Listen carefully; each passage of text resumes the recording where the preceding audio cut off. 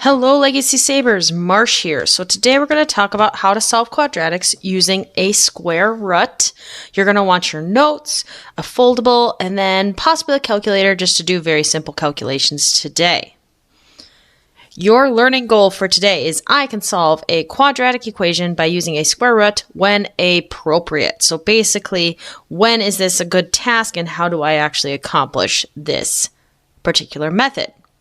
So, first thing, different types of equations. Similarly, the x squared changes the way we perform final steps in solving. It is a clue about the number of solutions. So, back in the years of age, right, you would subtracted 4 and they would have divided 3. Well, it's the same way that we're actually going to solve with a square root or with a squared. You're still going to subtract 4, you're still going to divide by 3, but we need to take care of that squared. It's a clue to that we're going to have 2 solutions in our answer. Now, real question is, when are you going to factor and when you're going to solve? Because you're like, well, Marsh, we've been practicing solving by factoring,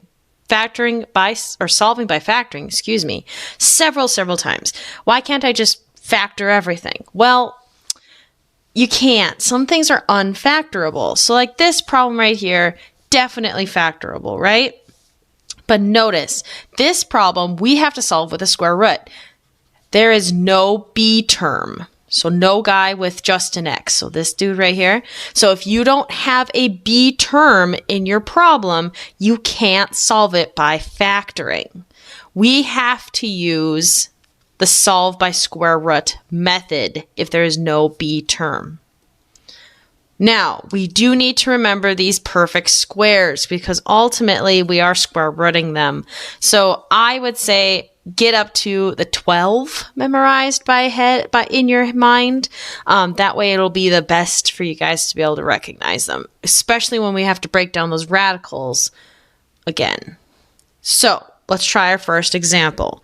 We are going to isolate x squared alone. So this dude right here, he is going to have to be alone. So undoing your solving, so that means you're going to undo the adding and subtracting first, and then you're going to undo the multiplication division. So we're going to first subtract 5 from both sides. Get negative 3x squared is equal to 36. Now we're going to divide by negative 3, and we're going to get x squared equals negative 12. Now, normally when we would have solved this, you would have been able to stop because you would have been at an x, right? Well, we're not. We're at x squared. So now here's what we're going to do. We're going to square root because the opposite of squaring something or taking it to the second power is by taking the square root of both sides. By doing that, we do get an x on the left-hand side. However, anytime you square root when you are solving, you get a plus or minus sitting out front. So I technically have an answer of plus or minus the square root of negative 12. But we can't stop there. We got to simplify that square root of negative 12. First thing I see, it has a negative under that root, right? So we are going to know that there is going to be an I, an imaginary number, taking care of that negative for us. Now I got to break down the square root of 12. I got to find a perfect square that goes in there. Well, I know square root of 4 times the square root of 3 would make 12, correct? And I know the square root of 4 is a 2. So my actual answer simplified to this problem is plus or minus 2i square root of 3 for my answer. Okay? So first thing, I'm going to remind you guys, you do need to break down that square root. This plus or minus though, guys, this is the dude that's going to cause the most issues. Do not forget that because I square rooted, I have to get a plus or minus. Let's try a second example. So first, let's get this x squared. Let's isolate him. So I'm going to add 5 to both sides. Get 14 over there. We're going to divide by 4 on both sides. Oh, 14 over 4. Gross. It doesn't simplify.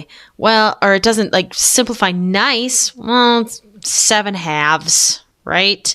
I'm now down to the x squared. He is alone. So I'm going to square root both sides. But you took a square root. You get a plus or minus going out there, right? So we're going to have the square root of 7/2. Now, you can't leave a fraction under a root. It is a big no-no. So we have to simplify that further. When you have a fraction under a radical like that, you get to break it into 2 separate radicals. Pretty neat, right? But then we can't have a square root on the denominator of a fraction. So we're going to multiply by the conjugate. So we're going to multiply both the top and the bottom by 2. And we're going to get an answer of plus or minus. Don't forget that. Square root of 7 times the square root of 2 is 14. Square root of 2 times the square root of 2 is the square root of 4, which is 2. Now, I see it in your eyes. You're like, but Marsh, 14 over 2. That 14 is under the radical. It is inside of jail. We cannot simplify that fraction at all. So we are going to keep that as our final answer. My answer, x equals plus or minus the square root of 14 divided by 2. Now, you're probably wondering, can I check these answers? Yes. You would have to get a decimal for 2 answers, the positive version of this and the negative version of this. If you would plug it in, you should get 9 on both sides. Now, is it going to be a perfect 9? Maybe not, depending on how many decimal points you use. It might be like 8.999 or 9.0001, but close enough to 9 to assume that you probably got the right answer. Let's try example 3. But notice, guys, this guy's gotten a little bit more muscular, right? He doesn't just have an x squared, he has an x minus 2 squared. So this dude right here, this entire dude, we have to get him alone because I can't undo this 2 because he's in the parentheses. So I'm first going to add 1.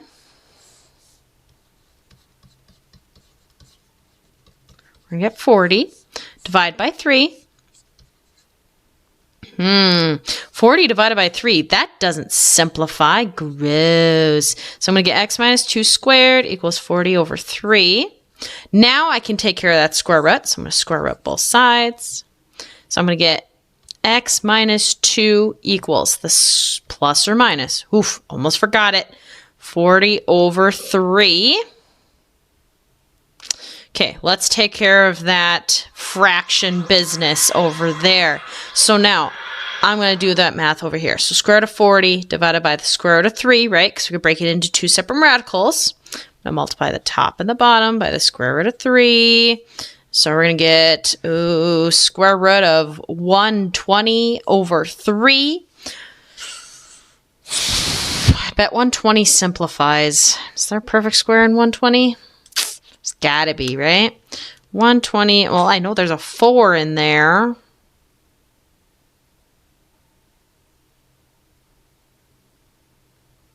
It's gotta be it.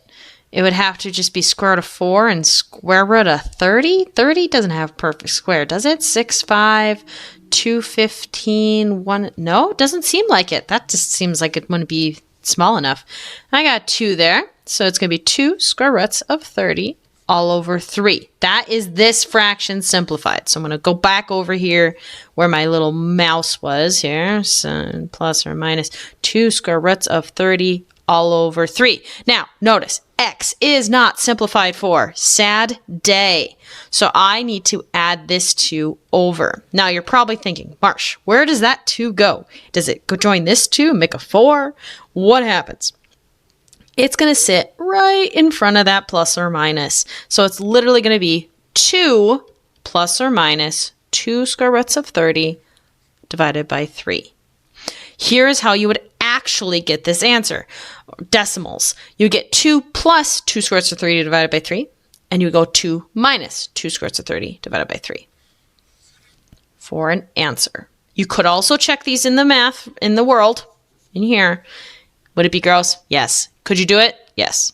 But nevertheless, keep that in mind that you can get a number sitting in front of the plus or minus. That is going to happen when there is junk inside those parentheses.